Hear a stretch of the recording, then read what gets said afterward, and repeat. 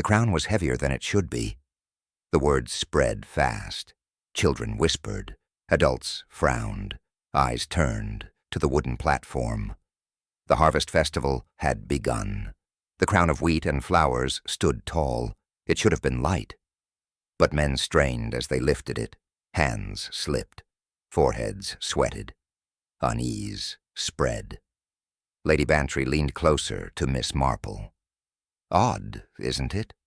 They never struggle like that. Marple nodded slightly.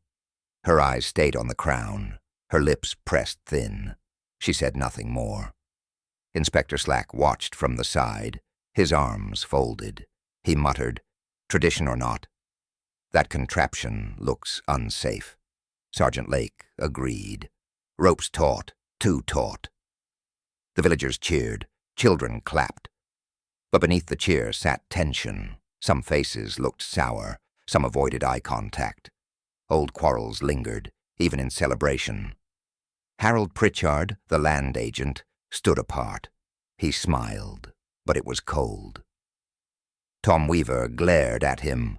Joan Weaver touched her husband's arm. Her whisper was sharp. "Not here. Later." Marple caught the gesture. Her mind ticked. She noted the strain in Joan's voice. She noted the silence in Tom's reply. Dr. Haddock adjusted his hat. He stood by the platform. He frowned at the crown. He muttered, "Unnatural weight for dried stalks." Miss Carter, the schoolmistress, scolded children near the steps. "Keep back. Do not push." Her voice carried. Her eyes, too, returned, again and again, to the crown. Marple bent a little forward. She studied the rope. It was tied thick, but not neat, not like the farmers tied their knots. Her eyes narrowed. A wrong knot. In the right place. She made no comment yet.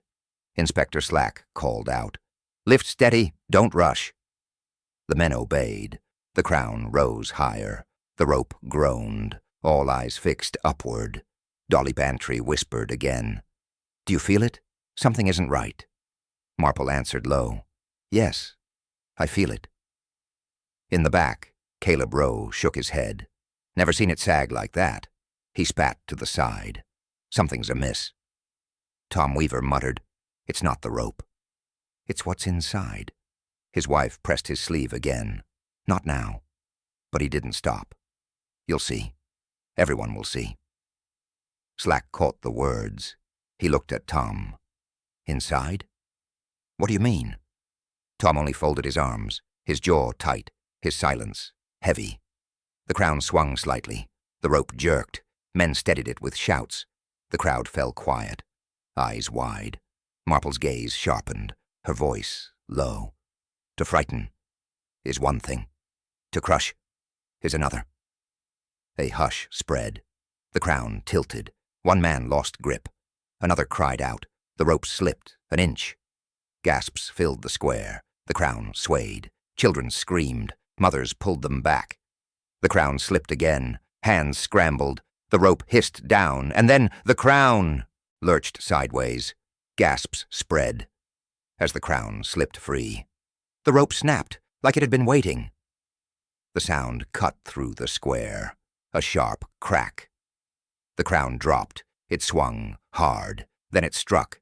Harold Pritchard staggered. The iron edge slammed his skull. He fell, flat. A thud.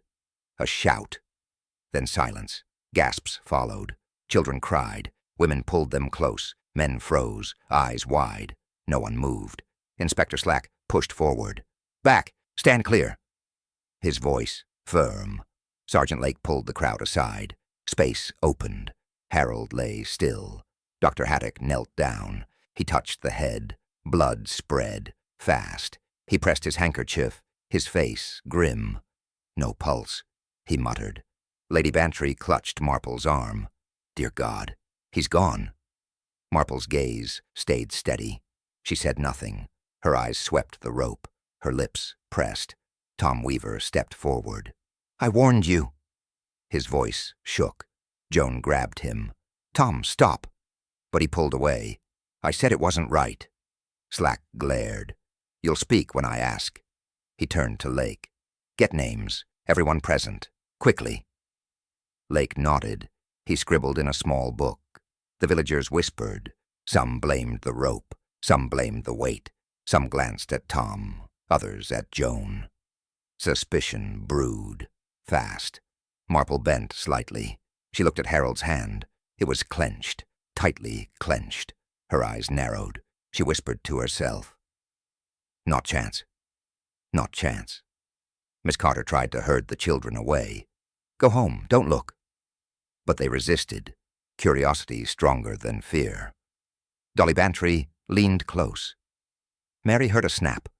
Before the fall? She swears it." Marple replied low. "Yes. The snap was no accident." Slack called out again.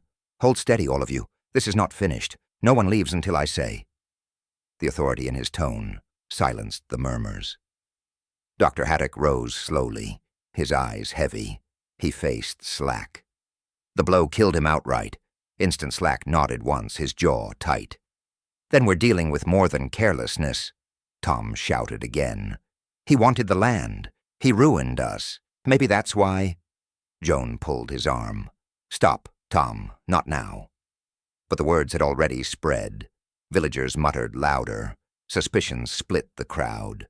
Some nodded at Tom's anger. Others frowned at Joan's calm. Eyes darted. Whispers burned. Marple stood quiet, her gaze fixed on the rope's end, frayed, but coated, a sheen that caught her eye. She folded her hands. Her mind worked, fast, a picture forming, but not yet clear. Inspector Slack exhaled sharply.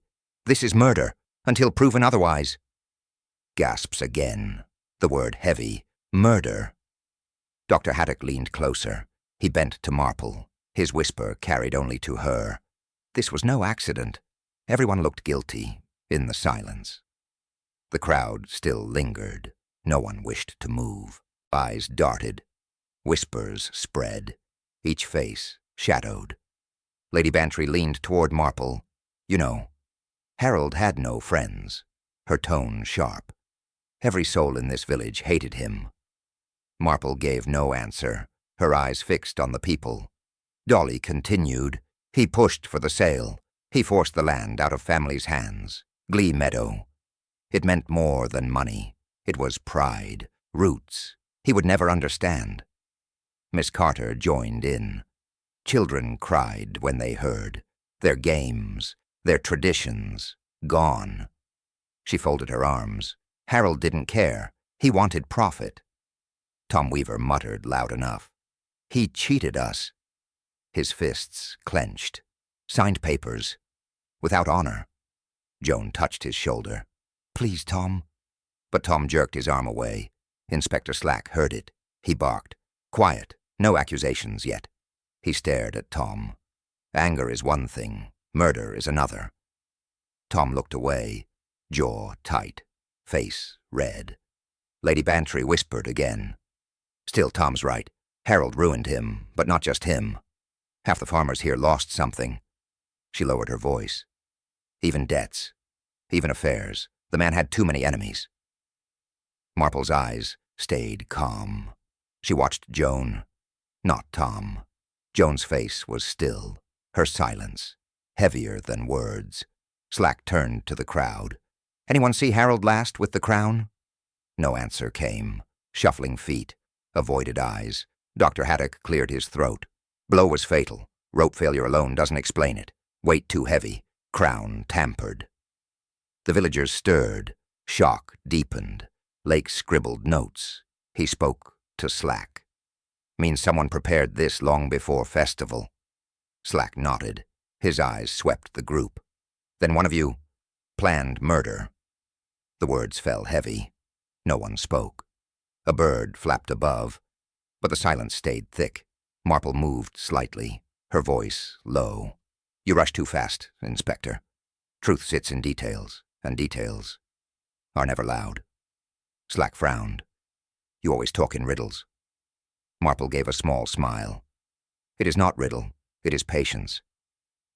Dolly leaned close again. "You see something, don't you?" Marple replied only with a soft hum, her eyes back on the crown. Tom shouted once more. "He had it coming. All of you know it." Gasps. Joan pulled at his sleeve. "Enough, enough."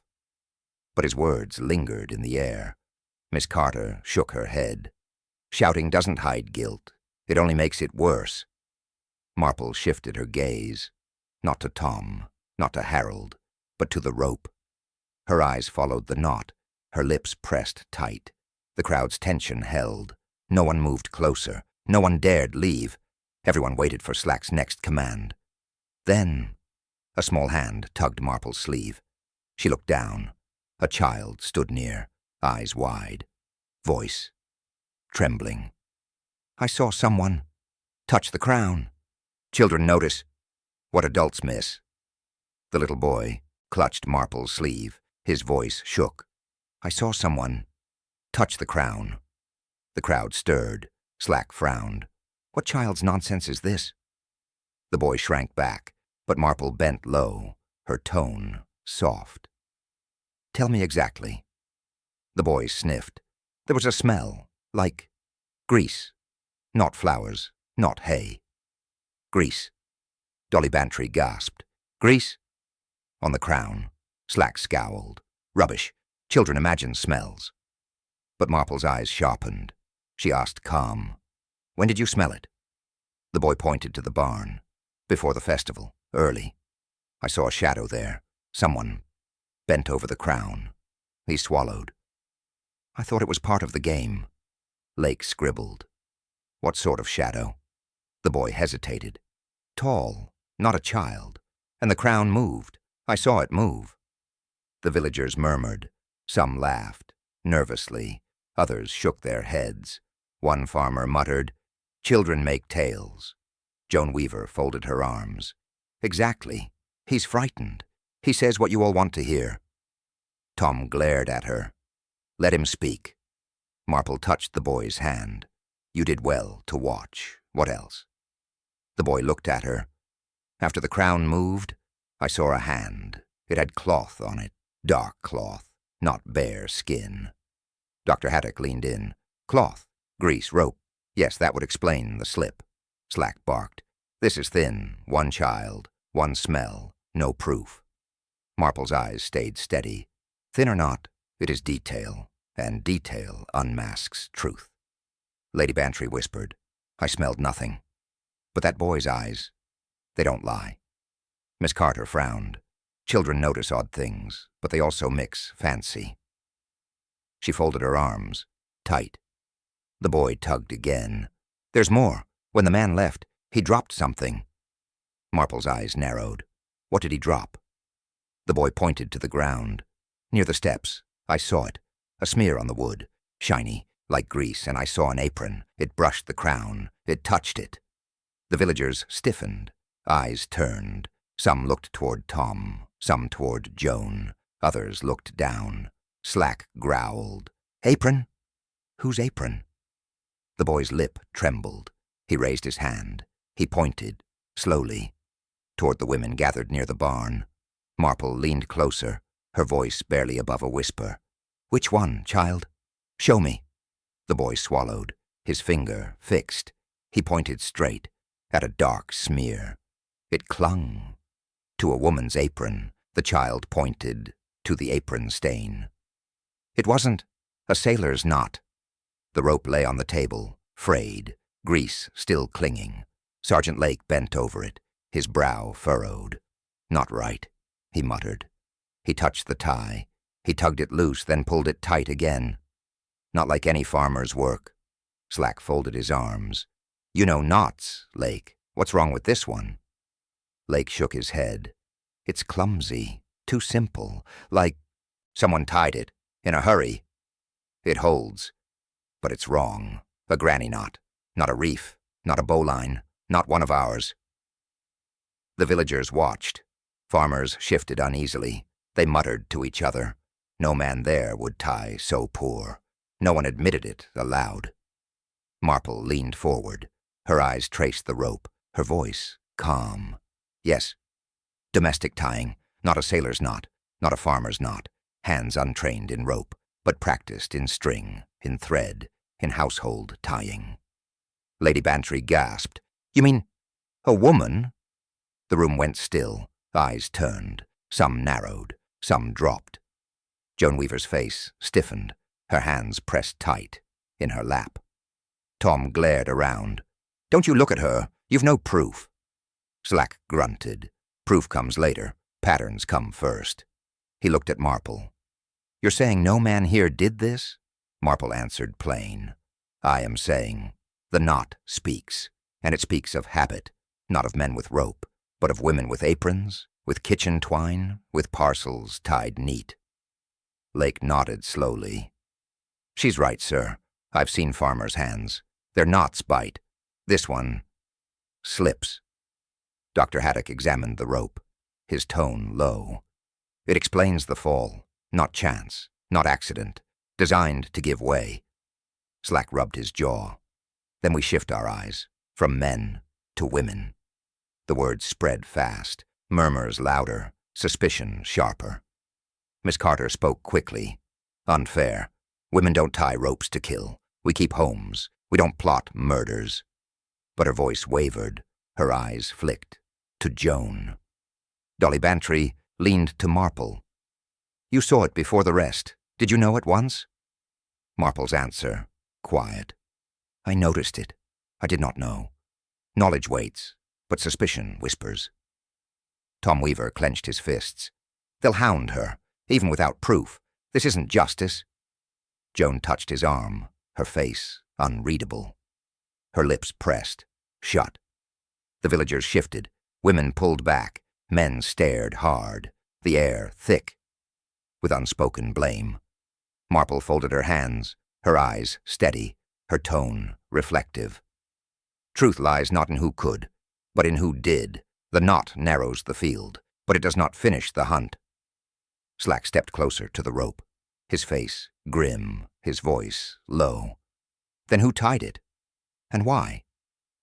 The village needed someone to blame. Whispers spread fast. Tom Weaver's name passed, from mouth to mouth. Some said it openly, others whispered low. But all eyes turned on him. Slack raised his hand. "Quiet, let the man speak." Tom bristled. "I've nothing to hide." Lake opened his notebook. "You're left-handed, Weaver." Tom frowned. "Aye, and what of it?" Lake pointed at the rope. "The knots twist, left hand pull. Not right." Gasps moved through the crowd. Tom's face reddened. "That proves nothing. I tie ropes, like any farmer." Joan's voice cut in. "You tied none of that rope. You told me yourself. It looked wrong." Tom's jaw tightened. "You believe them over me?" Slack stepped closer. "You know rope. You know knots. More than most here. You had the chance." Tom glared. "You think I'd kill?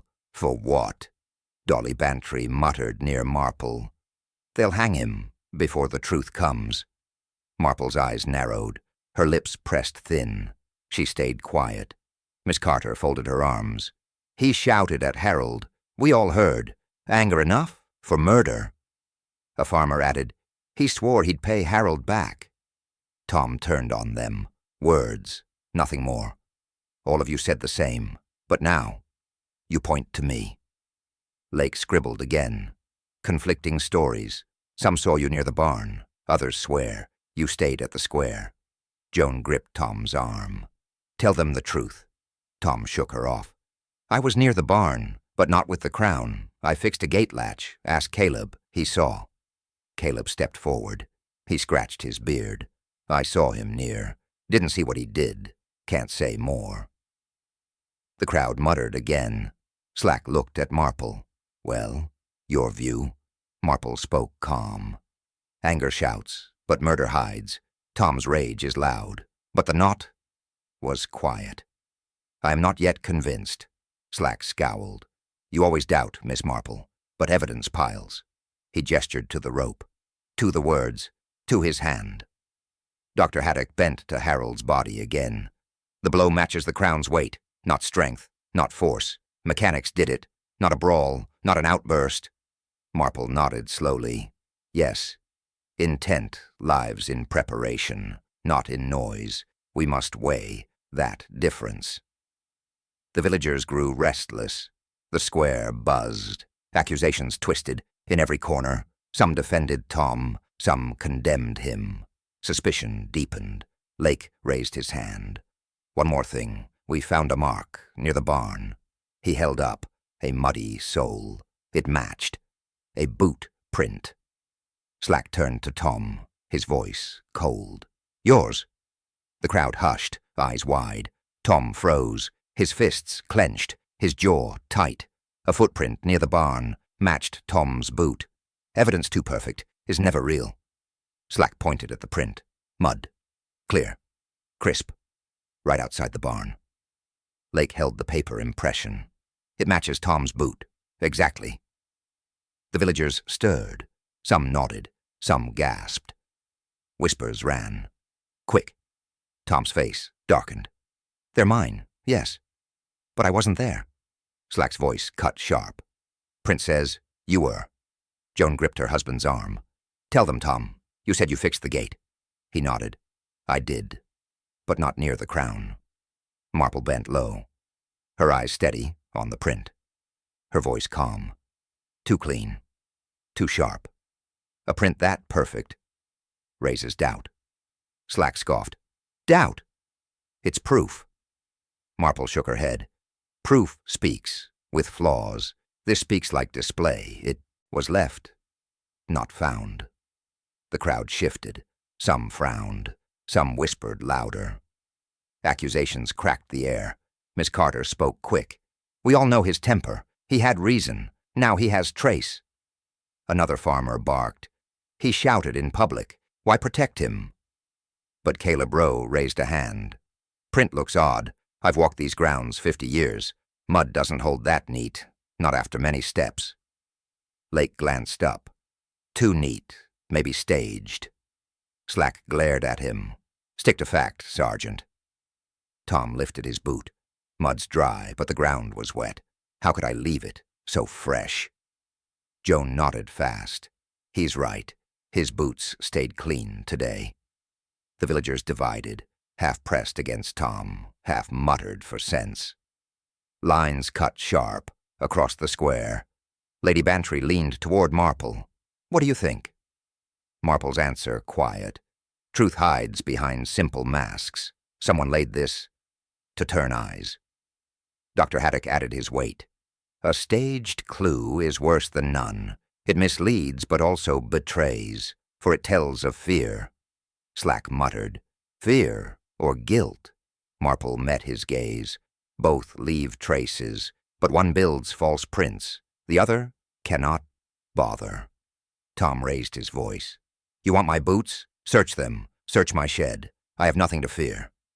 Lake glanced to Slack. Slack waved him on. Go. Check. Bring back truth. The crowd hushed. Eyes followed Lake as he left. Minutes dragged. Tension thickened. Marple folded her hands. She spoke soft to Dolly. Remember, innocence protests loud. Guilt often hides. Quiet. His shouting. It may not mean guilt. The villagers shifted again. Arguments flared. Defenses clashed with blame. Noise rose in waves, then footsteps. Lake returned. He held a small key. He held a tight note. He spoke low to Dolly, who stood near. Dolly's eyes widened. She leaned close to Marple, her whisper. Quick! Tom's boots were locked inside his shed. Land was only half the story. The words came from Caleb Rowe. He stood firm. His voice cut through the noise. Harold didn't just want the meadow. He owed men here, old debts, unpaid. The crowd stirred. Faces turned sharp. Some nodded. Others whispered. Slack raised his hand. Debts? Explain. Caleb spat.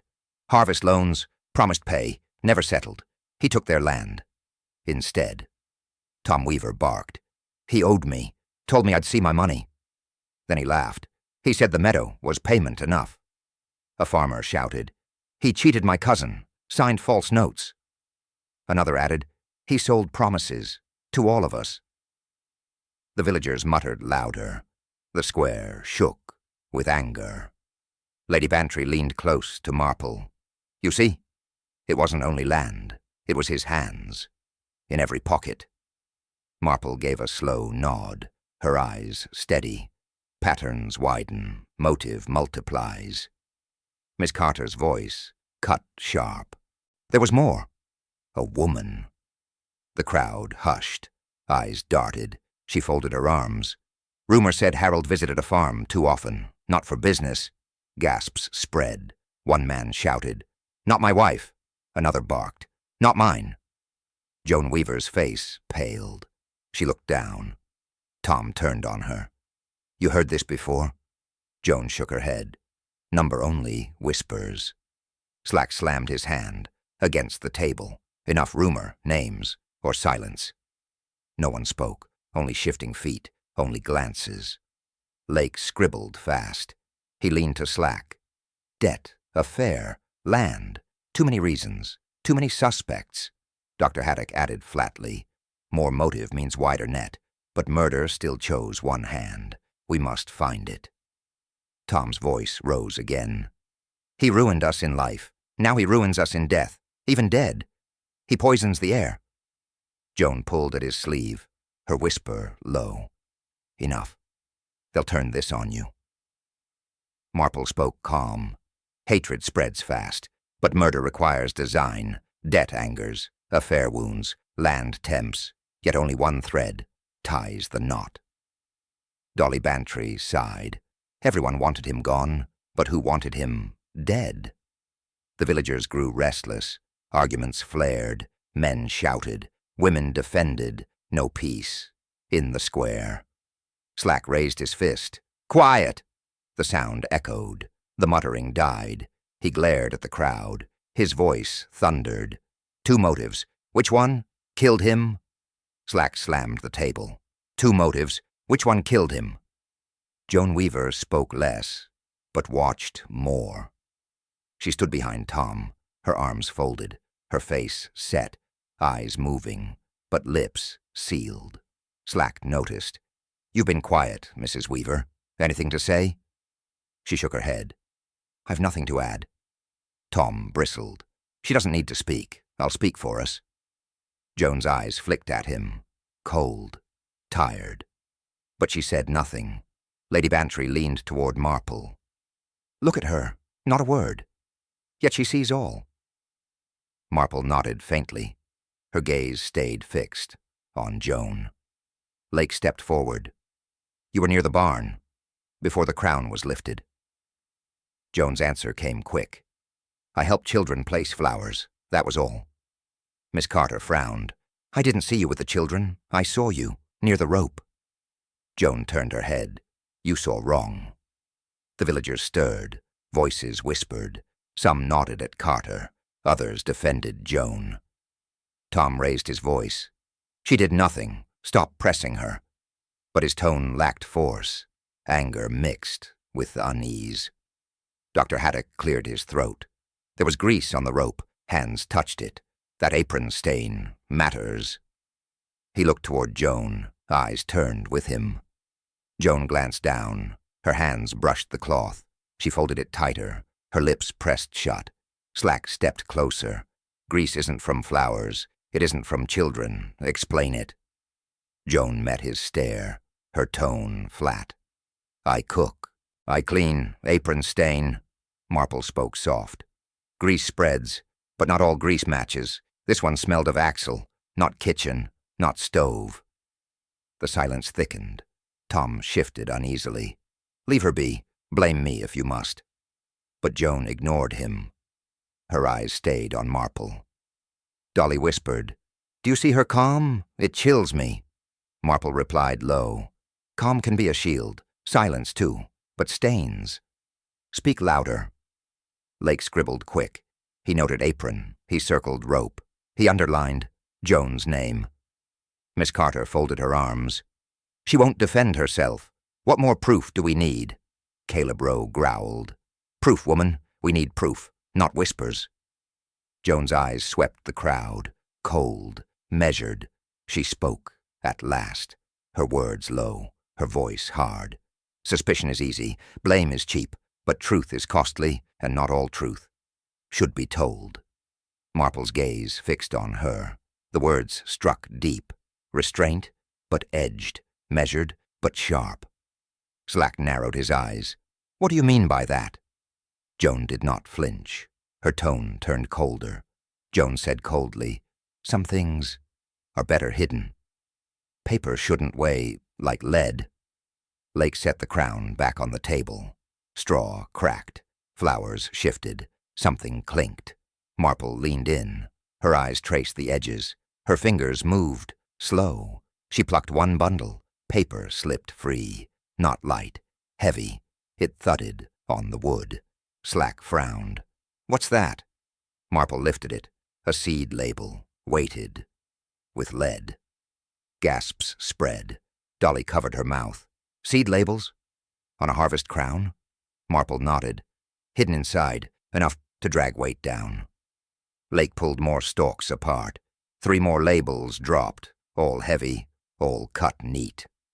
Dr. Haddock bent close. No wonder the crown struck so hard. It wasn't flowers, it was iron. In disguise. Slack muttered dark. Tampering, deliberate. Someone prepared this, long before today. Tom Weaver shouted. You see? I said it was wrong. I knew something was stuffed in there.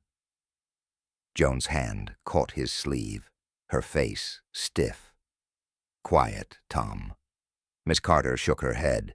Who would even think to use seed labels? Who handles them? Enough to know. Marple answered calm. Farm routines, fields, harvest records, seed labels pass through careful hands.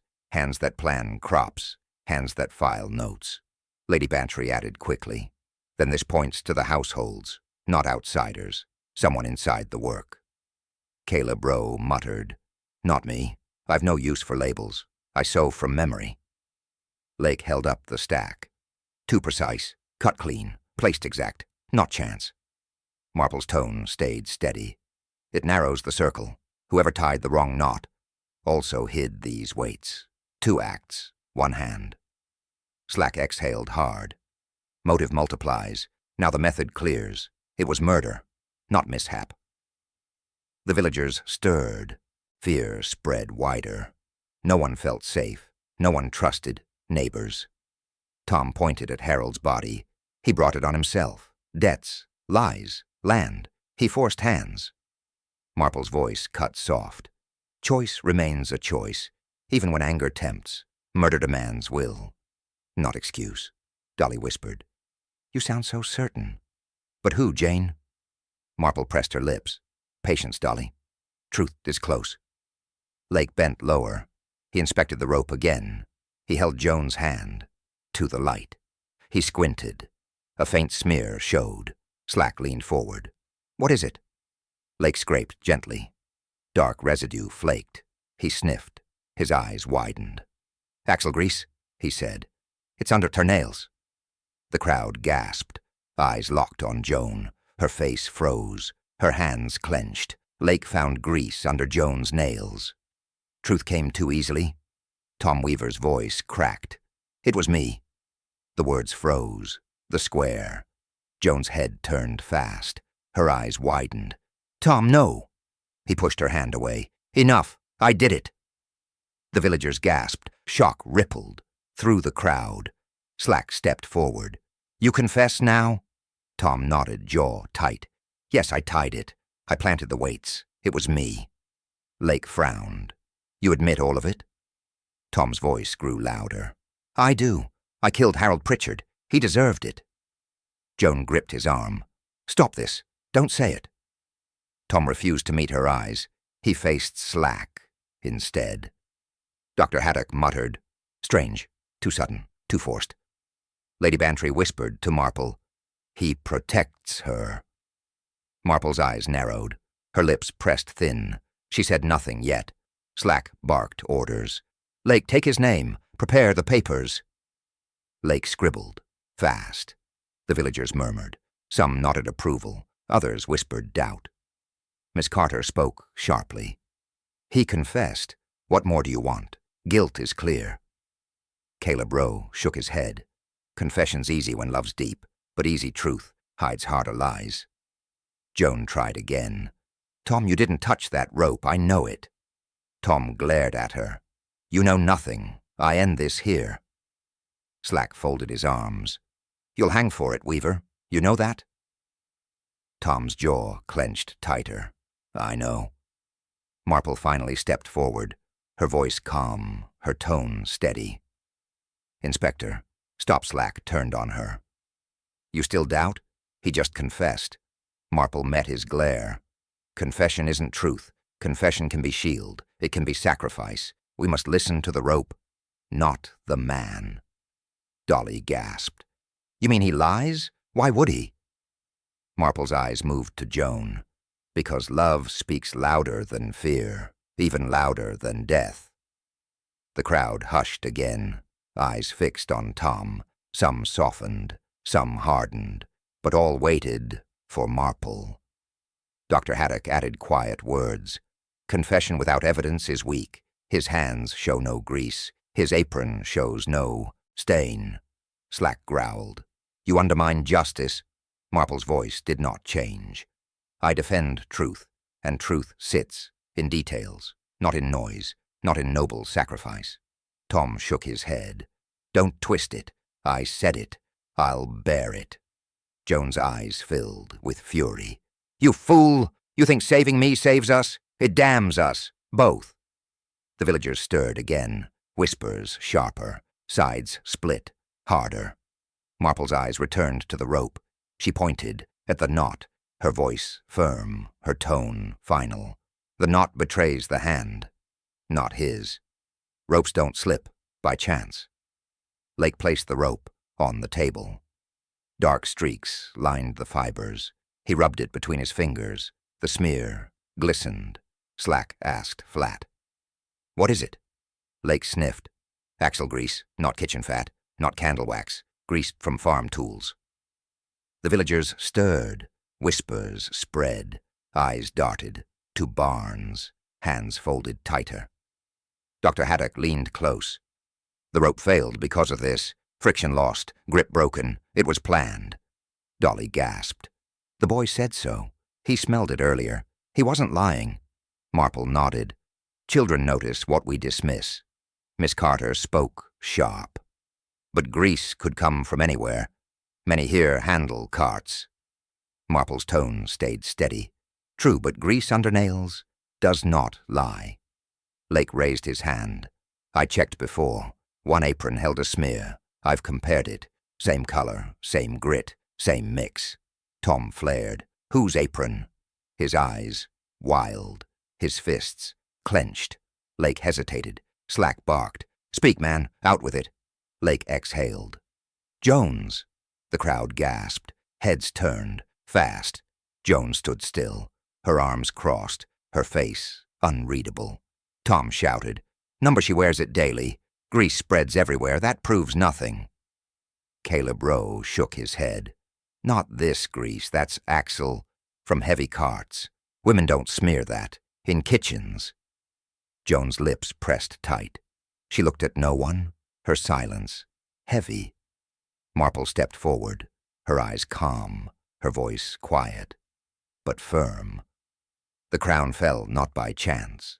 The knot was wrong. The weight was hidden. The rope was greased. Each step chosen. Each detail planned. Slack grunted. You're saying it's her. Marple's gaze stayed on Joan. I am saying. The apron tells the story. Lady Bantry whispered low. I don't want to believe it, but the stains don't lie. Miss Carter folded her arms. She denied. She deflected. Now the apron condemns. Tom shouted again. Stop this madness. She's my wife. She isn't a killer. Joan did not move. Her eyes stayed, cold. Dr. Haddock spoke flat. The grease matches. Mechanics explain the fall. Not rage, not chance. Deliberate sabotage. The villagers muttered louder. Sides split. Tension deepened. Fear widened. Marple folded her hands. Her voice reflective. Anger shouts, but murder whispers, and whispers hide. in aprons, not boots. Slack's face hardened. His hand slammed the table. Name her then. Say it plain. Marple lifted her head.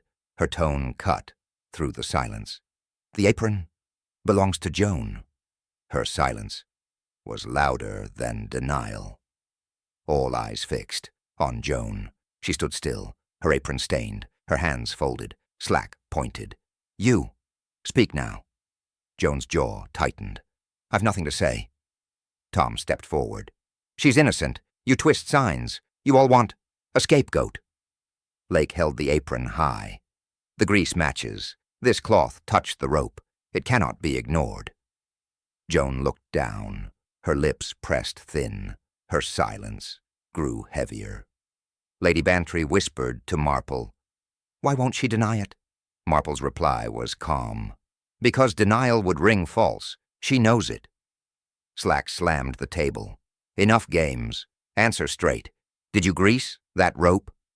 Joan lifted her head, her eyes cold, her voice low. And if I did? Gasps broke through the crowd. Tom shouted, No, Joan, don't say it. She turned to him, her tone sharper. Be quiet. You cannot shield me. Dr. Haddock stepped forward. Why? Why would you do it? Joan's hands trembled, once, then steadied. She spoke slow. Harold took everything, the meadow, our money, our name. He made debt, our prison. Tom's face crumpled. You never told me. Her reply was flat. I carried it alone. You would have broken sooner. Miss Carter folded her arms. So you admit motive. Joan glared at her.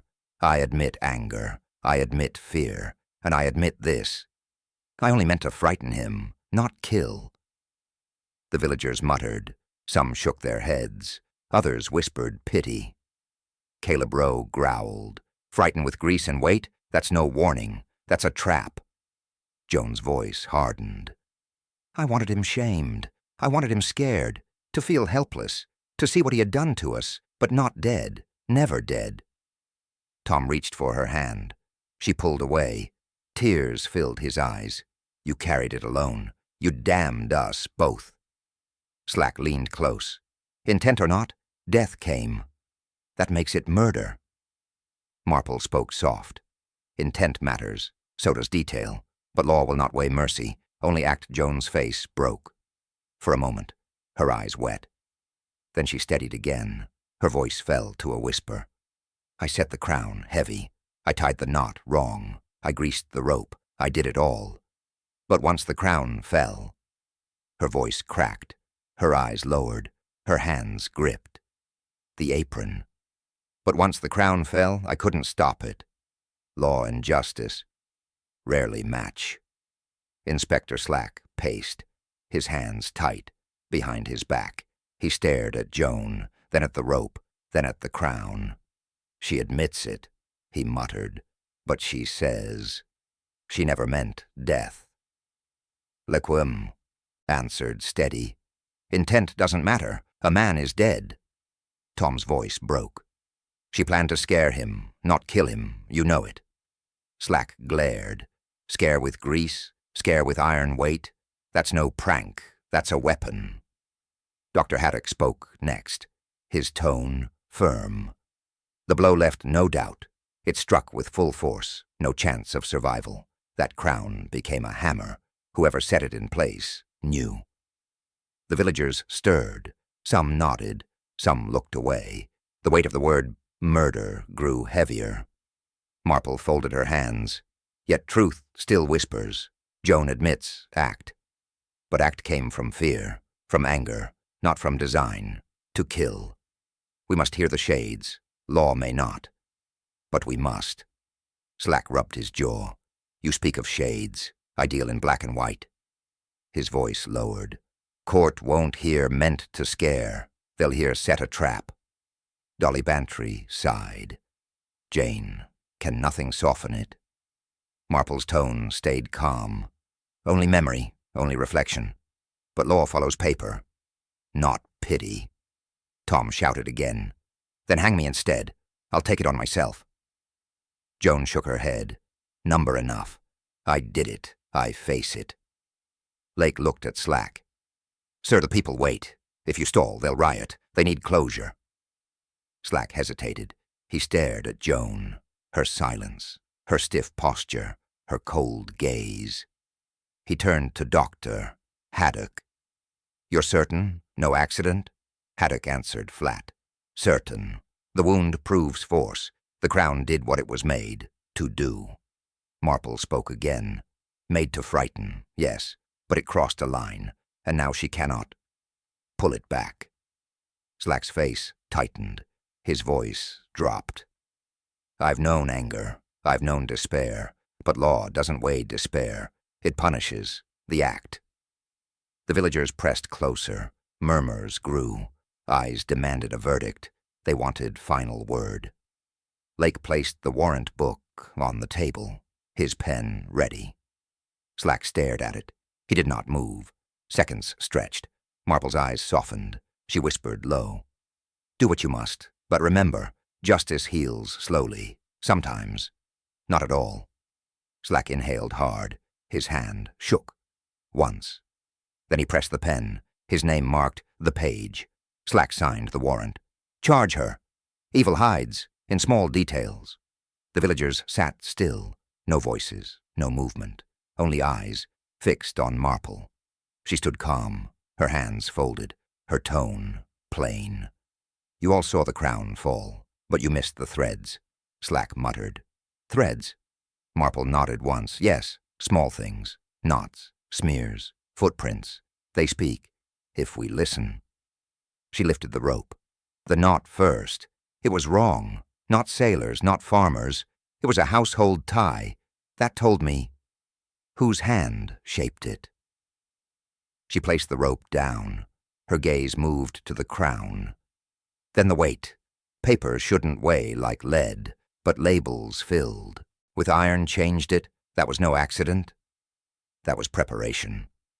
Dr. Haddock added softly. And the grease. Axle grease. Not kitchen fat. Marple agreed. Yes. And the boy smelled it before. Children notice what adults dismiss. He saw a shadow. He saw an apron brush the crown. He was not wrong. The boy shifted, shyly. Marple gave him a nod. You did well. You told truth. When others laughed. The crowd turned uneasy. Whispers died. No one dared. Break silence. Marple went on. And the footprint. Too perfect. Too staged. Placed to frame Tom. But Boots never left his shed. That told me. Someone feared discovery. Tom's jaw clenched. He looked at Joan. Pain in his eyes. But no words. Marple's gaze swept the group. Then came motive. Not one. Not two. Many. Land. Debt. Rumor of betrayal. All pointed. To Harold's ruin. But only one hand. Bound all threads. Slack frowned. And that hand was hers. Marple nodded once. Her silence was louder than denial. Her stains told more than words. Each clue pressed. Her name. Dolly's voice cracked. It feels cursed, Jane. This land. This meadow. Trouble always comes. With harvest. Marple's tone softened. Land is earth. It holds memory. But it does not curse. It is people who curse it. By greed. By anger. By fear. The villagers lowered their eyes. Some nodded. Some wept. Shame weighed the square. Tom muttered low. She carried the burden. I should have seen. I should have stopped it. Marple looked at him, her voice steady. Love blinds, but love also saves. Even now, it saves you. The silence stretched. Truth had spoken, but peace did not follow. Marple closed her hands tight, her final words cut clear. The land will heal, but not the people. Harvest gives, harvest takes. The square stood empty. The crown lay, broken. The festival was over. No music, no cheer, only silence. The villagers walked slow, heads low, eyes averted. They carried shame with them.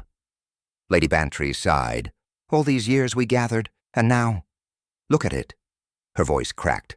No joy left in it. Miss Carter kept the children back. Go home, she ordered. her tone stern, but her eyes wet.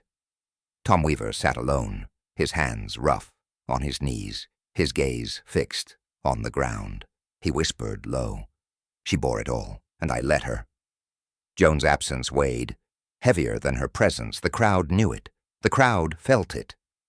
Dr. Haddock folded his bag, his voice flat. A clean blow, a fatal act, nothing left to mend. Sergeant Lake closed his notebook, his words low. The law will take her, but law won't fix this village.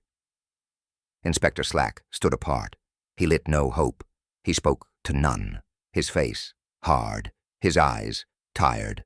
Marple remained still, her gaze steady, her hands folded, her words came soft. Truth was found, but scars remain. They always do. Dolly leaned to her. What of the child? He told what others missed. He should not carry that weight. Marple's tone softened. He won't. I will remember it, for him, and so will you. The boy stood near, small, silent. But his eyes were clear. He had seen what grown men had missed. The villagers avoided his stare. They feared his memory. They feared his truth. Caleb Rowe muttered, "The meadow cursed us all. Better if it stayed untouched." Marple answered plain, "Land holds no curse. People bring it, and people suffer it." The crowd fell quiet. Each family left, in silence. Each carried their own guilt.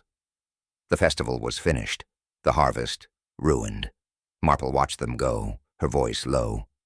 Traditions heal slowly, but trust heals slower. This wound will not close soon. Lady Bantry whispered, "Then what do we hold on to?" Marple looked at her. Memory, lesson, and patience. The boy tugged his mother's hand. She pulled him close. She whispered thanks to Marple. Then she left.